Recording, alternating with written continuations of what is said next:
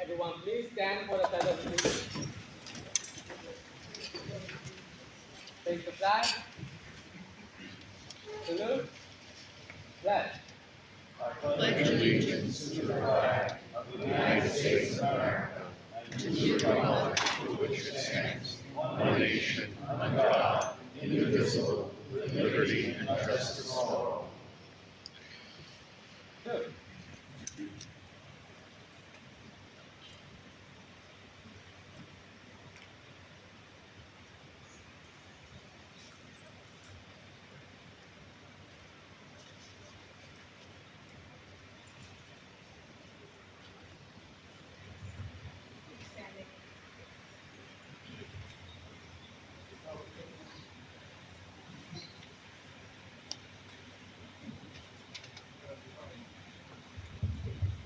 Thank you, standing for the national anthem.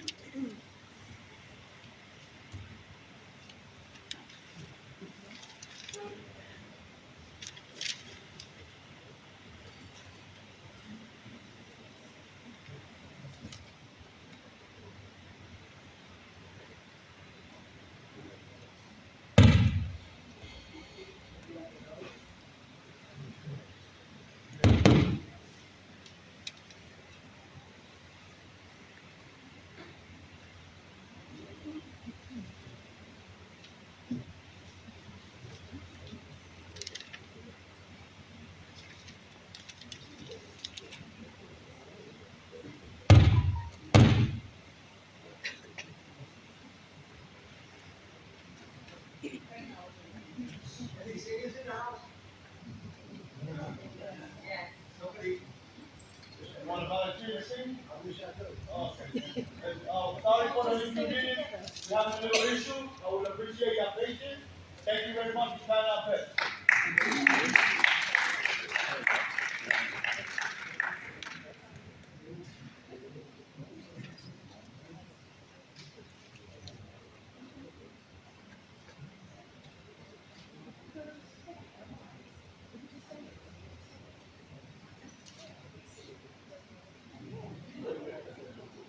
Oh, say, Can you see by the dawn's early light what so proudly we hailed at the twilight's last gleam, whose broad stripes and bright stars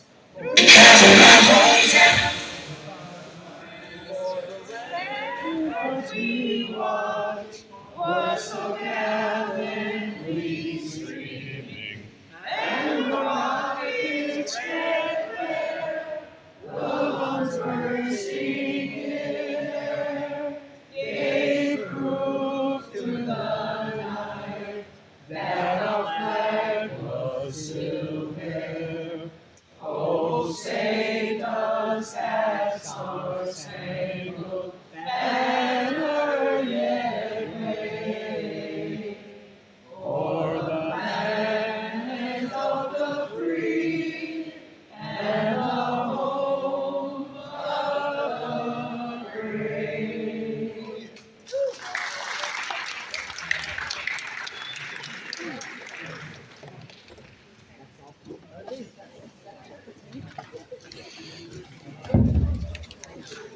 Okay, thank you. I apologize for the technology mishap.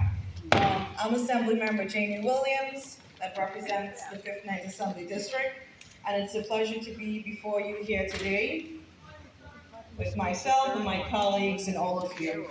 So welcome again, family and friends, and thank you for joining us on this afternoon on this 9/11. This year marks the 21st anniversary since this cowardly act of horror came upon our American soil.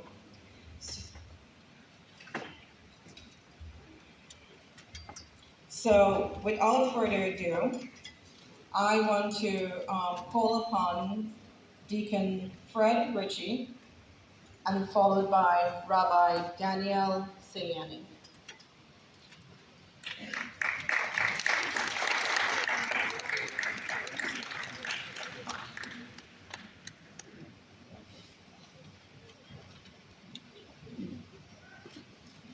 Eternal and loving God, hear our prayers this day as we remember Tuesday, September 11, 2001. It is a day when at the World Trade Center in New York, at the Pentagon in Virginia, and aboard United Flight 175, aboard American Flight 11, aboard American Flight 77, and at Shanksville, Pennsylvania, aboard United Flight 93. 2,977 of your children perished, and many thousands more injured because of the twisted interpretation of your will. It is the day that families lost mothers and fathers, sisters and brothers, daughters and sons, while evil seemed to rule that day. It is the day you embraced the multitude of souls rising out of the fires and into your loving arms for all eternity. It is the day our lives changed forever through an abject barbarity at the hands of those who created it wrongly in your name. It's a day you blessed our military forces and our allies with the will to persevere against and defeat terrorist threats. It is a day you directed the first responders of our fire, police, and emergency medical services, many from our own community of Marine Park, into imminent dangers, forsaking their own lives to save so many. It is a day you gave us the faith and courage to resist the power of evil, to recover our dignity, to rebuild our community, to renew our trust in your will, and to resolve to remember this day for all time, so that it will never happen again. Eternal rest grant unto them, O Lord, and let perpetual light shine upon them. May their souls and the souls of all who have since died through the injury and illness rest in peace. May God continue to bring solace and consolation to all of us who were affected by that day. May God continue to protect those who protect us here at home and throughout the world. And may God grant us the wisdom and knowledge to teach our future generations of the sacrifices made on that day, so that they will never forget. Amen. Amen.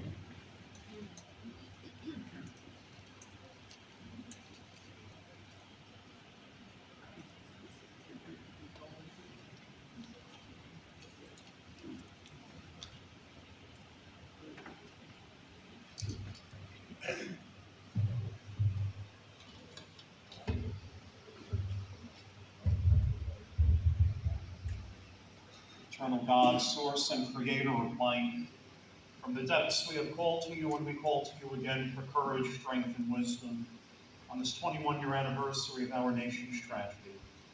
We lift to you in prayer all those who perished in the Twin Towers, at the Pentagon, and on United Airlines Flight 93 in Shanksville, Pennsylvania.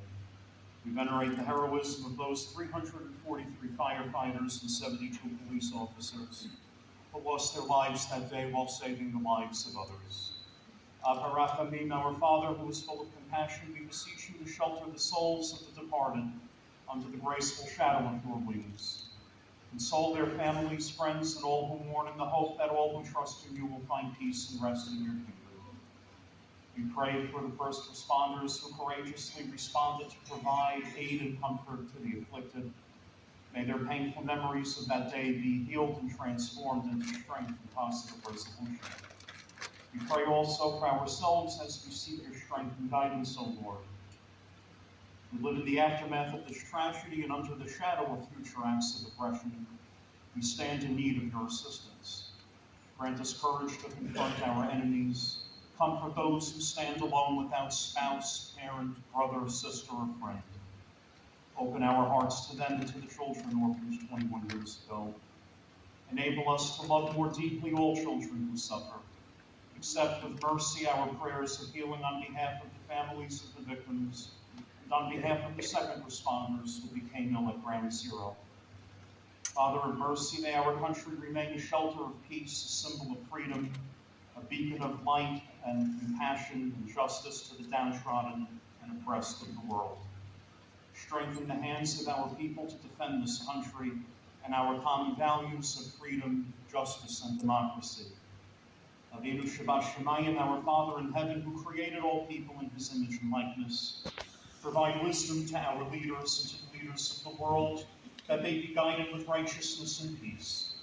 Teach us to revere the sanctity of all life, to reject the evil of terror, and to recognize the danger of a world filled with violence. Help us honor the words of the prophet Malachi. Have we not all one Father? Did not one God create all of us? Let us do battle against fear, hatred, and bigotry using weapons of the Spirit and hearts of love. Bless us with peace so that we may live to see the day when swords will be beaten into plowshares and nations will not learn war anymore. Be with us, O God, and direct our steps as we strive to make this world a kinder and more beautiful place. Fill our hopes and hear our prayers. Say shalom b'mramav, ya'aseh shalom aleinu v'alkol yoshvei tevel v'imru amen. May Almighty God, who makes peace in the heavens, grant peace to all people who dwell on earth. And let us say, Amen. Now we'll have a musical selection by Robert Minio and Rocco Damon.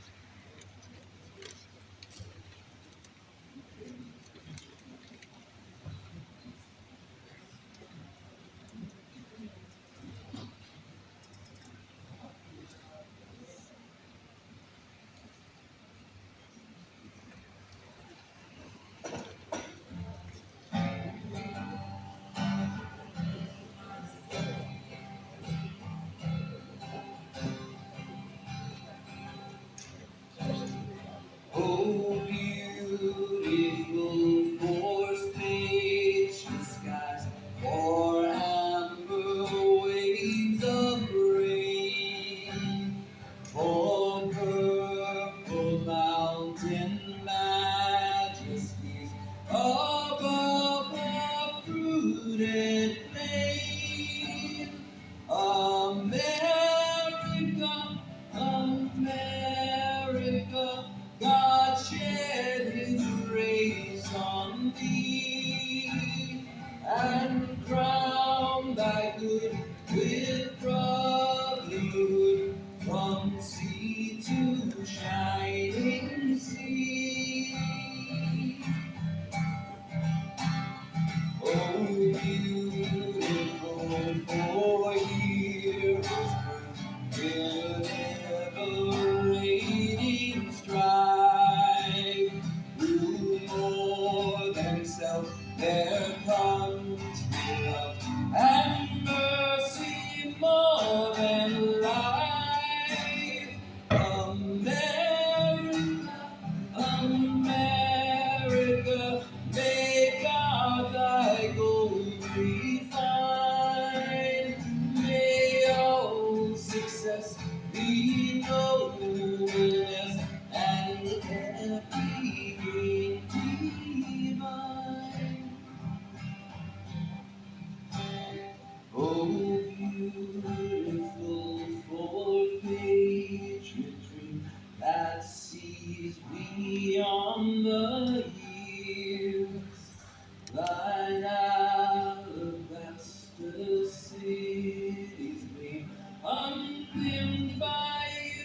human tears. America, America, God shed His grace on thee, and crown thy good with brotherhood from sea to shining sea.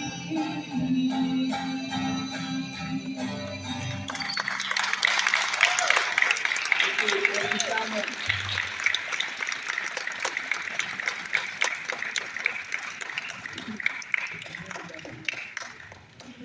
Thank you. So now I'm going to call upon my co-leader, a man that everyone knows in our community, who started off the very first 9/11 tribute here at Marine Park, who's been a staple in our community, the Honorable Frank Sedio.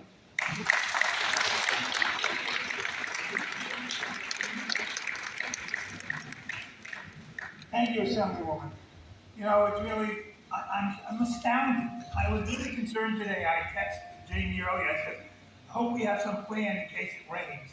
This is actually the first time it's rained in the 21 years that I can recall that we've had this memorial. The flag that you see behind me, we purchased in 2011, and on September 23rd, I believe it was, we held our first memorial service here out on the lawn, and had over 5,000 people attend. Now, the fact that we don't have 5,000 people here tonight doesn't matter. What does matter is those of you who took the time out of your day to come and commemorate and remember this so very important and very, very infinite day in our country's history. Some of us who are a little older might recall before that we would talk about Pearl Harbor. Well, certainly this eclipsed Pearl Harbor in many ways. But what was more important is how we as people came together after 9/11. A unified country. People joining to make sure that our safety was protected. If you remember, there were so many people who volunteered to join the military in that coming months after 9/11. Our soldiers who fought for the last 20 years, our Marines, our Navy, our Air Force, and our Army members who fought in these last 20 years in foreign countries for us, so that we might have the measure of safety we should have in celebrating, or I should say commemorating today's event. And now look at this room, filled to the brim, people standing all around, which means that we have to talk very shortly because we don't want to be too tired standing. But I can't help but just say a phrase that we've heard so many, many times. In fact, the senator had mentioned, put it in his article today, if you got his email. Never forget. Well, it's not just about never forgetting what 9/11 represents and what it means. It's not about just never forgetting those who sacrificed their lives that day. 2,972 people who died that day. It's not never forgetting all of those people who worked there tirelessly, day after day, month after month, year after year, in an attempt to try and find those who were lost, to see in some way, shape, or form a semblance of the disorder that occurred that day, and ultimately suffered their own demise, and many still sick with conditions that they have to address because of that time. 9/11 is not just a day that we talk about in terms of the memory of something terrible that's happened. It's a day that we should also talk about that should be the pride of America. The pride of what we have done as a people together.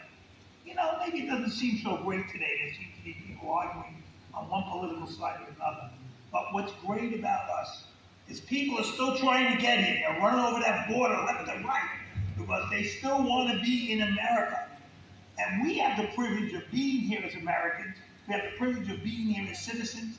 And we have the privilege of feeling the safety of our country because of what was done by those who died that day, by all those who followed them thereafter. So thank you for being here today. Thank you, Assemblywoman, for putting this together. and picking up the mantle after we changed senators. And I want to just ask you one more time to keep in your prayers those who are still suffering from the illnesses that occurred from this terrible tragedy.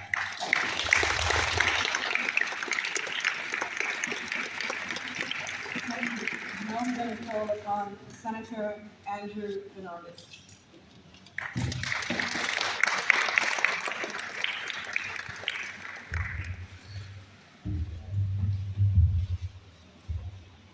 Good evening, everyone. It's a little bittersweet for me to be here with you today because, as Frank alluded to, with redistricting, they've changed all the district lines. This will be my last 9/11 ceremony representing Marine Park in the state senate. And so I just want to thank you all for making the last 4 years here this celebration so special to me. We have great representatives who are going to kind of fill the shoes, if you will, but my district lines have changed dramatically, so I will no longer be in this part of Brooklyn, but I do want to thank you all for making these events so special. You know, 21 years later, it seems surreal to say, and the scar of the wound that can't heal still lingers on our hearts. And as we stop and think about the day the world changed, the shock, the grief, and the pain we once felt may no longer feel as acute or sharp as it once did. But the scar is still there to remind us of all that we lost. Everything we thought we knew about our lives was upended that day. Through grotesque violence, we realized, or perhaps we were reminded, that human beings are capable of heinous actions that defy explanation. The world we thought we knew was simply no more. The devastation wrought by the attacks of September 11th will forever define the lives of all those who lived through that day. And yet, 21 years later, there is a whole other generation among us who never experienced the asphyxiating shock of watching the planes hit the towers or watching the towers fall. They will not have felt the stinging grief that comes with the realization that so many lives were lost. Nor will they understand the feeling of pain so deep that it roots itself into the very fibers of our being. We come here tonight as a community to pay fidelity to the universal commandment to never forget. We cry, we grieve, we mourn. We cherish the memories of those who did not return to us and smile wistfully at the thought of their name, their face, and the love we shared with and for them. But what do we as a community owe to the generations that came after the world changed? What responsibility do we have to those who did not live through the terror and tragedy that we did? Do we recount the details we can recall of that day, the crispness of the air, the boundless optimism we felt that morning, and then the horrors that ensued in the hours and days thereafter as billowing dust clouds of collapsed towers and choking smoke lingering for days of a fire that would not extinguish? Do we share with them the lives of those who left empty seats at waiting dinner tables, trying to weave together life narratives of individuals who they will never have known, in the hope that their biographies can breed familiarity with the lives that they have lived? Do we trace for them the still lingering scar on our hearts and try to explain how wounds they never received will not and cannot heal because we are still suffering losses to this day? The answer, I think, is all of these, and more.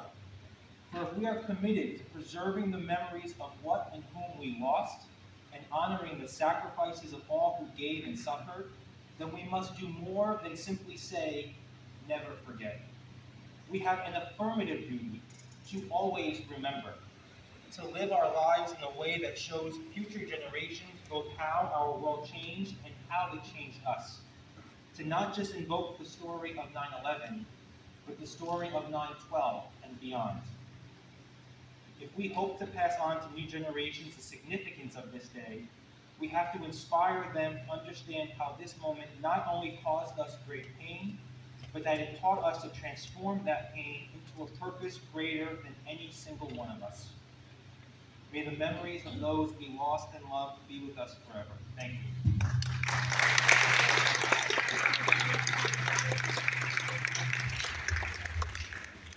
Thank you. And it is such a great pleasure for me to introduce our keynote speaker. Our keynote speaker have lived in our community. She's worked with the then Senator Marty Golden. She's done so many different things, worn so many different hats. She's a part of CERT and led so many different groups. And Ms. Doreen Garson is a 30-year veteran, and she was the only female to achieve the rank of chief for the Garrettson Beach Follies. And it's one thing that I pride my community on in the Assembly District, is that we have our volunteer ambulance, which is the Flatlands. Can you guys just stand? Thank you for your service. We also have the Garrettson Beach Volunteer Ambulance and Fire Department, and they're having their ceremony later on at 6:30. So we have that greatness where people are always looking to give back and to be involved in our community. We also have our auxiliary in the back and our men and women in blue, NYPD. Thank you.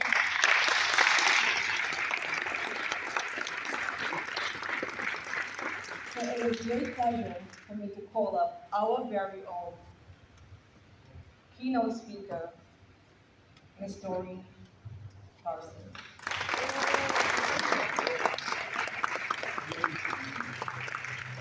Thank you, who's been a friend for a long time.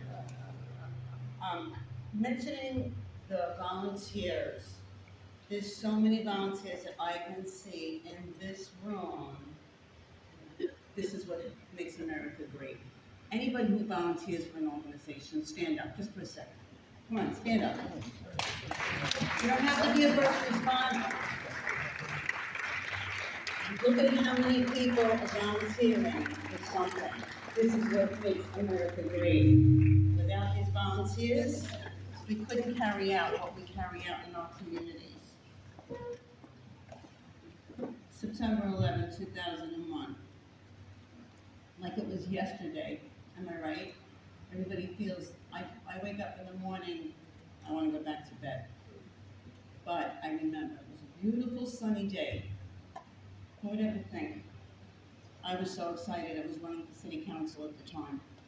My family, over here, my friends, they were all out there to help me. I was standing at the volleyball, shaking hands, like most politicians do. Not that I was a politician yet.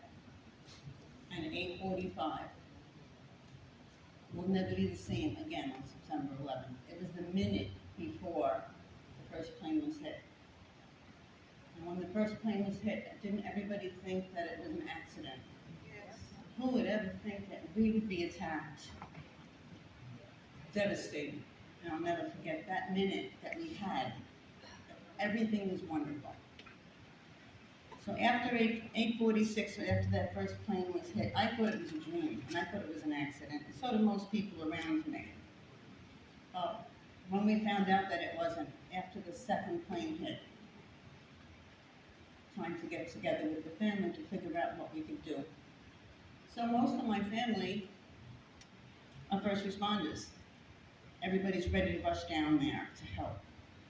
But when resources are exhausted, that's where the volunteers come in, correct?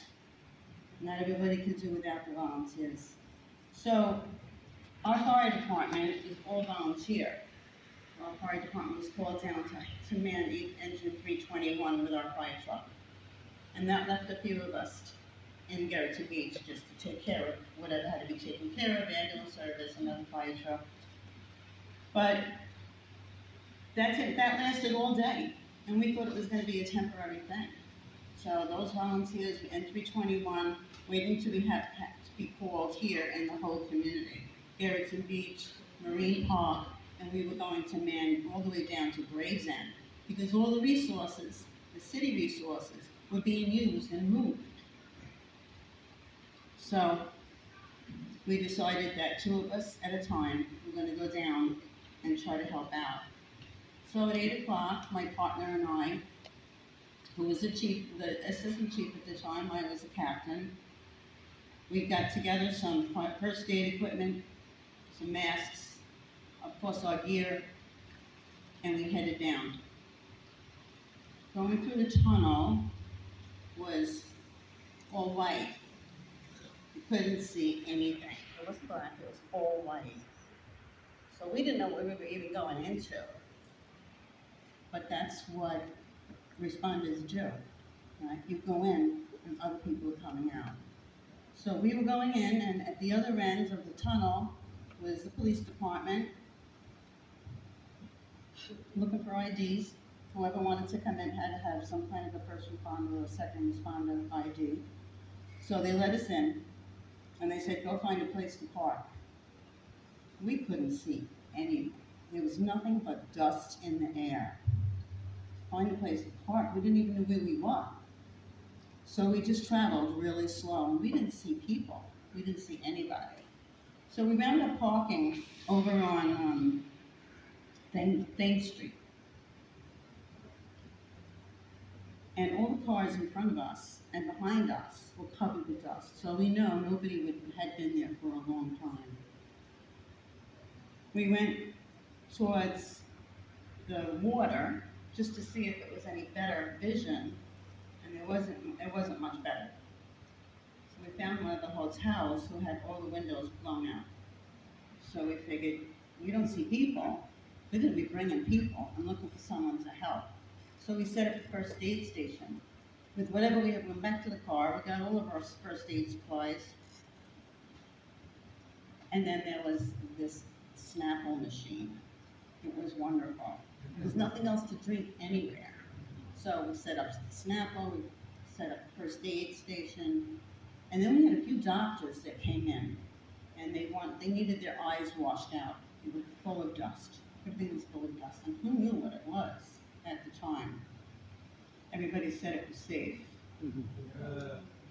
So as we ventured out, we looked around, couldn't find a soul, but there was fire trucks and ambulances and all sorts of destruction. And it was very eerie, I have to tell you. We got a little bit nervous because if those two buildings already collapsed, what's coming up next? So we went back to the hotel. We stayed in the hotel, put a few flags out, we found some white. We made flags let people know that we were there in case, and we did have some EMTs that came in. They were there, and they needed to have their eyes washed out. So we were the washer-outers. Eventually, we ventured out, and we didn't see much. We couldn't see much. So we stayed all night, and we hung out over there by the first aid station. And we did have a few people come in, and people were starting to come in now. They were looking, they had dogs looking. Policemen came in with their dogs, and they were looking for anybody that was buried close by where they could probably pull them out. And I don't know if you've ever seen these dogs, these rescue dogs, they're amazing. But they were so nervous because they couldn't find anybody. So they were like a nervous wreck, jumping and diving. They were looking for anybody that could possibly be found. But there was nobody. There was nobody that they could find until additional resources came in. More people, more police officers, more ambulances. There was quite a few ambulances that were standing by, hoping to find people. But there wasn't anybody. So we lasted till about 5 o'clock or 6 o'clock in the morning and went home to sleep. And the next day, we kind of rested. And then we went back on Friday, which was a very, very rainy day. We figured nobody would be gone. There'll probably be short of people, so let's go. Let's go and help when you need it. So we were back there about 8 o'clock in the morning, and it was really, really nasty. But it was so many people came from different countries and different states. Different responders came in, and you could see on the back of their gear that they had, what fire department they came from, what police department they came from, and it was a wonderful site where everybody wanted to come to volunteer, to try and dig. Everybody was digging. We had the bucket brigade that day, and that's when it started, where we all lined up on one side, and then there was another side where other people lined up, and we just passed buckets as they were digging into the pile. This seems like it was yesterday. I remember it so clear. I remember Kevin Gallagher from the fire department. He was a big guy from the fire department, which I knew very well. He was right across from me. There were so many people that we knew from the department, from the police department, from the fire department, and then other states that came in. And they were all volunteering. They weren't getting paid. And we had to actually stand in line to try to help. Could you imagine how many people, and within like 12 hours, so many people came out to help. So we lasted until a lot of heavy equipment came in, and they were moving people around, and the sun came out. As the sun came out, the president flew over with his helicopter, and the fighter jets passed by, and they landed, and the president got out of his helicopter. And I knew everything was going to be safe, because when the president comes, you know what happens, right? All the Secret Service come in, all the feds come in. So it was time for us to leave. We did our job as much as we possibly could. But there were firefighters, GEP people, electricians, people from Department of Sanitation.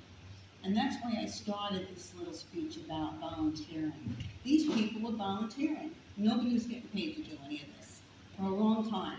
And then all of a sudden, they started to get paid for this. And as you know, the search continued for many, many months, and thousands of workers tried their best to find anybody so that their loved ones or someone's loved ones could find closure, at least find something. But this is all history, and children will read about it, but they haven't lived it like we have. Most of us remember, and we look at the television, and now we shut it off. Because it hurts. Doesn't it hurt? Because it was still like yesterday. So we'll never forget. Our beautiful country was attacked on our New York soil, killing thousands.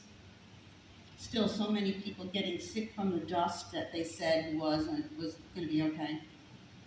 Pray for them and for their families. Never forget. God bless you all.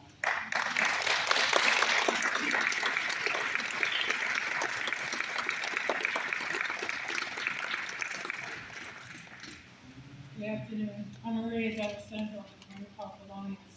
I have the honor of introducing our elected officials that are here today. I'm just going to ask that you can keep it to a couple of minutes so that way we keep on schedule. First up, we have Assemblymember Marlene Weinstein.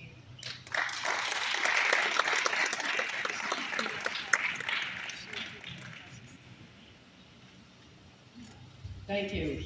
Like so many others who are here, being in Marine Park on 9/11 or the anniversary of 9/11 is so important, because so many of us were here on September 11th, on 9/11, on 9/12. After being glued to our television sets and not being able to really even comprehend what was going on, I think so many of us felt like we needed to be in the park, we needed to be with other people. Couldn't travel, and we'd be in the Oval and seeing the smoke spilled for days coming up and papers flying. It was an incredible experience then, and one, as Doreen said about being there, and I want to just thank all of the first responders who are here, both for what you do today, but so many who were at the pile when it was so important to all of us. So I just want to say it's an honor to continue to join the people in our community here on as we commemorate 9/11, and I'm happy to see a handful of younger people here because it's important that we commemorate this date, but also we recognize all of the first responders. I heard on the way over here that last year, 32 firefighters, FDNY members died as a result of health issues coming from their work on 9/11. So it's important that we commemorate this day, and for those, this anniversary day, but for those who have suffered health issues, there is no anniversary day. They continue to suffer, and we remember them and keep them in our thoughts.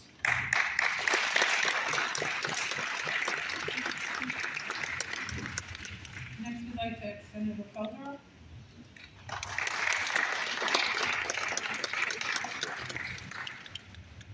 I'm going to try not to repeat whatever was said. I just want to mention is that either thanks or not thanks to Frank said, I was running for the first time for office on this day, and they canceled the election, as everyone knows. We didn't know what was going on. It wasn't raining. We saw something, dust or something. We had no idea what was going on. We had no idea what was going on, but we'll never forget. And I would just suggest that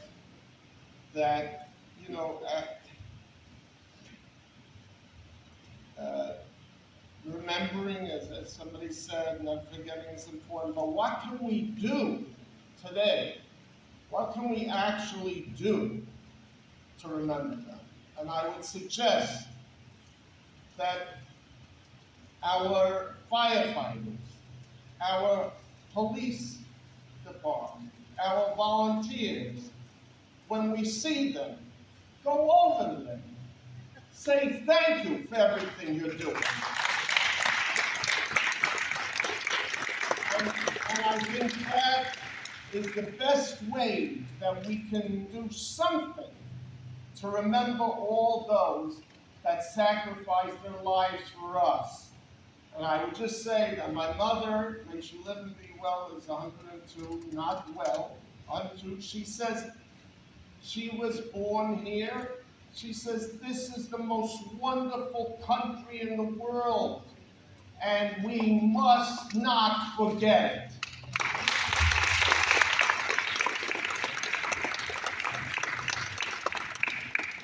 Councilwoman Mercedes Narcisse.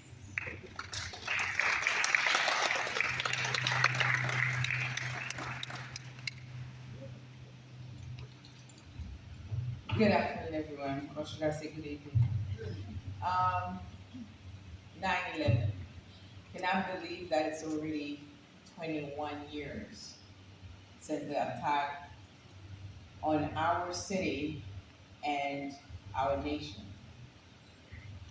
It will be forever engraved in all of us. And I think Frank said you mentioned yesterday that if you ask anyone where they were that day, they can vividly remember exactly what they were doing. For me, it was a time that I thought it was a movie when I first saw it on TV when the second plane was hitting the building. And I said, Hollywood are always doing things to give crazy people ideas to attack us. And it was real. Everybody was crying. And when I turned around and I said, what's going on? They said, it's real what you're watching. And I will never forget that. And when you think you forget, try to have an interview this morning.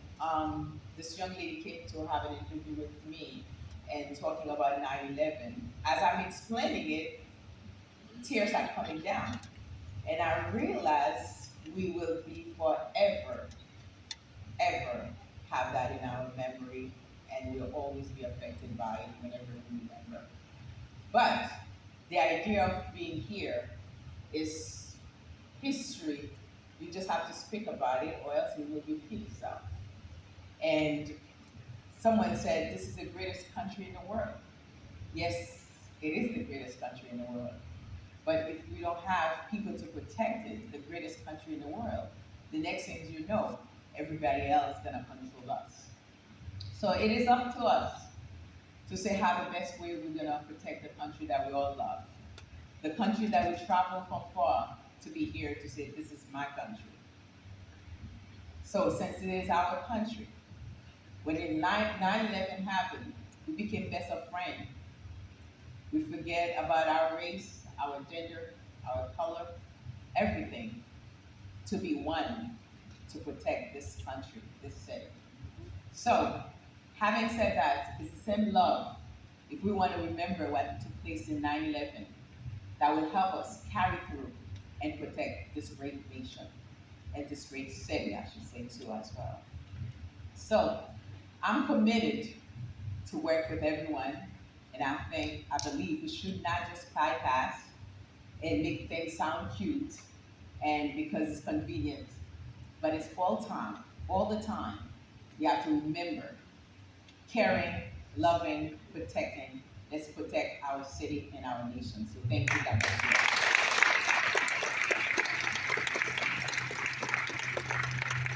I'd like to introduce Assembly Member Malik Chandler.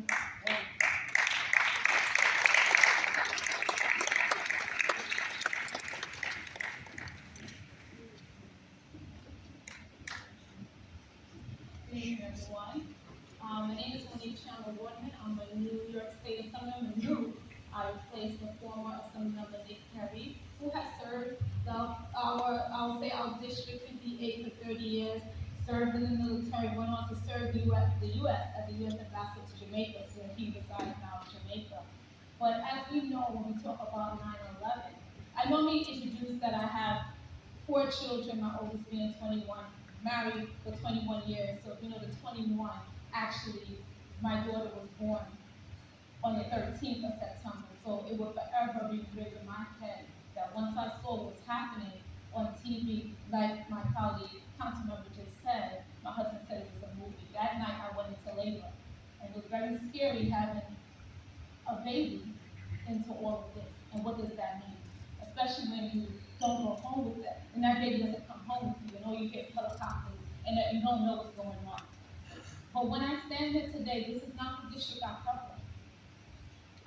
My colleague, Assemblywoman Jamie Williams, invited me to come, and as we know that day, no one cared about district lines, no one cared about Democratic Party, no one cared about color, like Councilmember Mercedes Francis just said. We just know humanity. It was, if we were human, we were healthy. And that's something that we live by, and when we get elected to serve, that's what we do. We love each other. No one could pay. I know first responders, the officers, everybody that we love so much, FDNY, all the volunteers that went there. But you went there because of love and humanity in your heart. Because no one would just run into danger like that. Not knowing what's going to happen just to help others. So I thank you for that. And we'll continue remembering on what happened. But I think the way you really serve out the memory of those we lost and are impacted is by showing each other love every day. And just be human with each other. And let's continue with that. Thank you.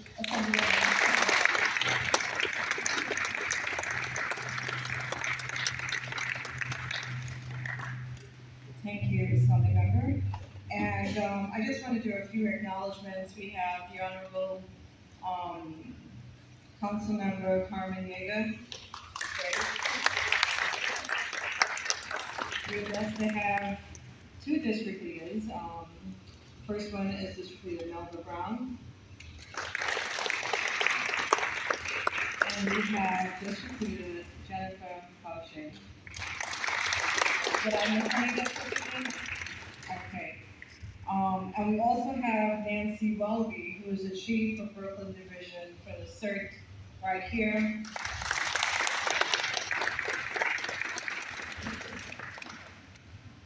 And before we have the moment of silence, I'm going to call up Lizette Donato to bless us with her voice, singing Ave Maria.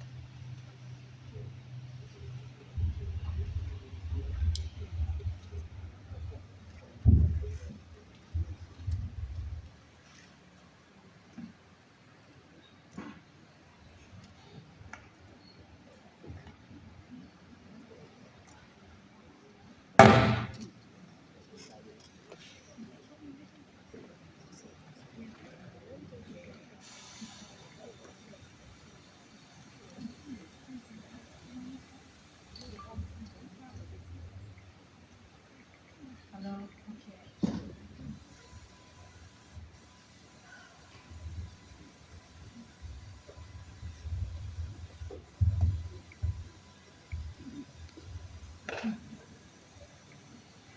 Good evening, everyone.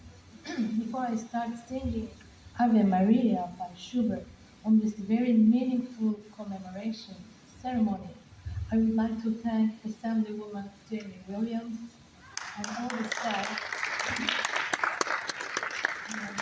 for giving me the privilege to express my sorrow for the departed souls in the World Trade Center and in the Pentagon, and my empathy for the families left behind. Thank you all for attending this memorable ceremony. This is the sixth year I'm gonna sing Ave Maria.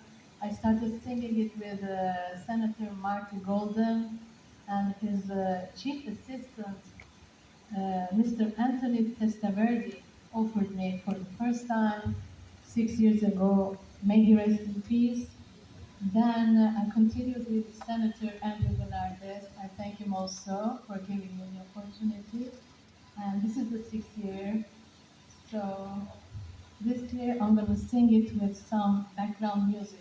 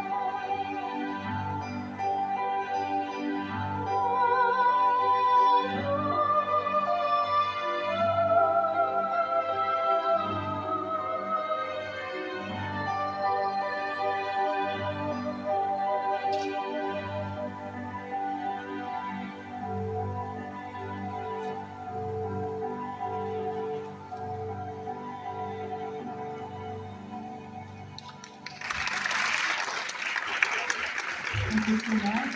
Thank you. Thank you so much. And I want to wish Senator Bernardes a very successful future.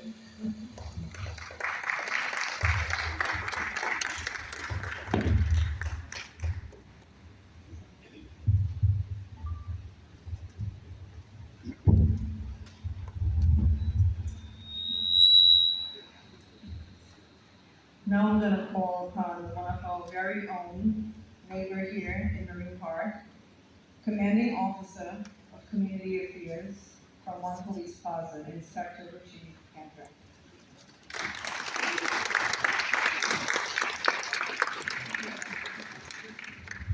Thank you so much, Assembly.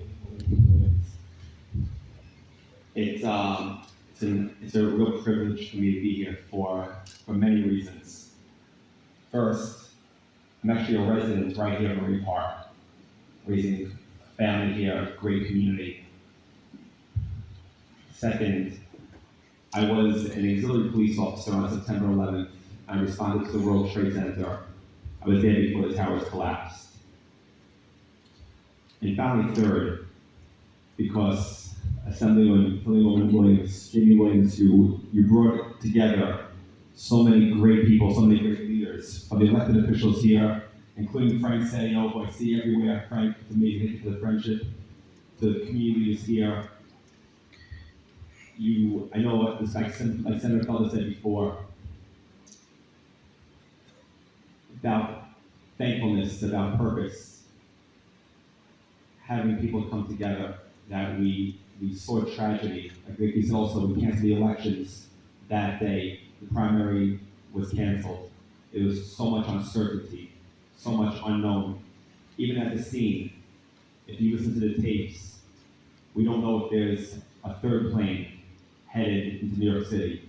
We have so much going on that morning on September 11th, 2001, that we had the White House on the phone with the military coming to New York City for air support. We didn't know that it was 2 planes. But what we did know was that coming together, we will win. We will overcome. We'll be there for the victims, for the families. We'll be there for each other. And we will commemorate every single year and every single day in a lot of ways with the partnership, self-togetherness, of coming together. We have a great mayor, Mayor Eric Adams, who was a police officer on September 11, 2001. He's the first mayor in history to ever serve as a New York City police officer. He understands what it means to go into danger. He understands what it means to serve in uniform. And that tone is set from the top about public safety. I know on everyone's mind here is public safety. And that's why Assemblywoman Williams, thank you for bringing everyone together. Thank you for the partnership. Thank you for the elected officials. I know every one of you. Thank you for being here. And looking forward to continuing the great partnership and relationship going forward. Thank you so much.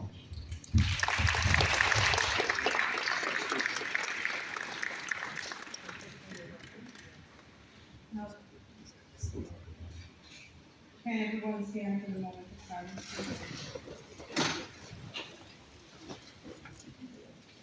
Grace will be followed by Amazing Grace, followed by Sergeant Cruz, who took the time off to come here today to join us. So, moment of silence, everyone. People all come up, please.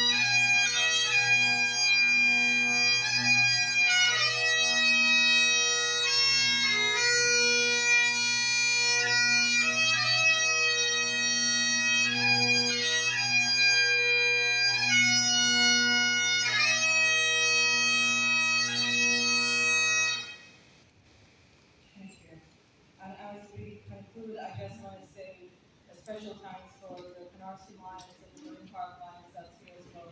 Thank you for participating.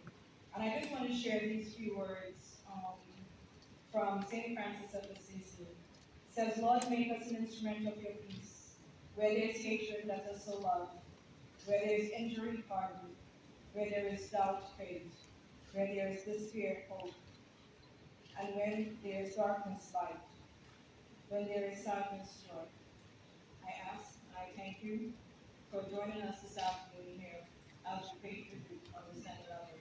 May God bless you. May God bless our community. May God bless our country. Thank